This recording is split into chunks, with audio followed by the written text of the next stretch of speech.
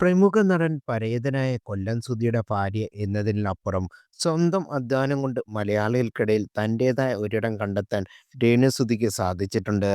ഒരു സാധാരണ വീട്ടമ്മയിൽ നിന്ന് സെലിബ്രിറ്റി പദവിയിലുള്ള രേണുവിന്റെ യാത്ര അത്ര എളുപ്പമായിരുന്നില്ല.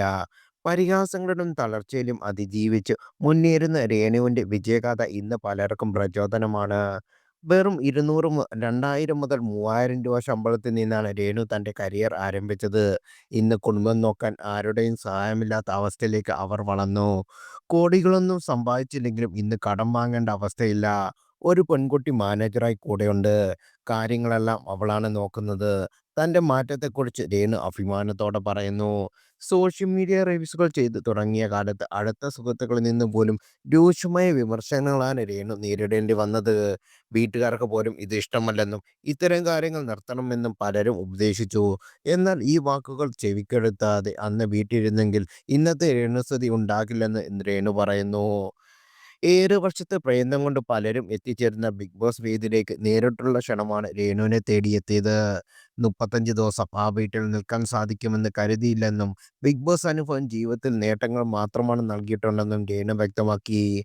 അന്ന് ഞാൻ വീട്ടിൽ ഇരുന്നു പോയിരുന്നെങ്കിൽ ഇന്നത്തെ രേണു സുധിയാൻ കഴിയില്ലായിരുന്നു. ബിഗ് ബോസ് പോലുള്ള ഷോകളിൽ പലരും വർഷങ്ങൾക്ക് ശ്രമം കൊണ്ടാണ് എത്തുന്നത്. എനിക്ക് അവിടേക്കത്തേക്ക് നേരിട്ട് വിളിയേക്കുകയായിരുന്നു. 35 ദിവസം വരെ ബിഗ് ബോസിൽ നിൽക്കുമെന്ന് കരുതിയില്ല.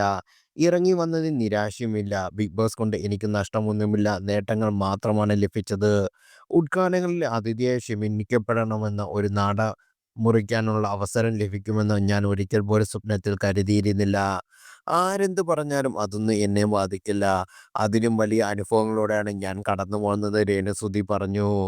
അഭിമുഖങ്ങളുടെയും ഷോർട്ട് ഫിലിമുകളും ശ്രദ്ധിക്കപ്പെട്ട രേണു ഇതിനടക്കം 3 സിനിമകളിൽ അഭിനയിച്ചു കഴിഞ്ഞു.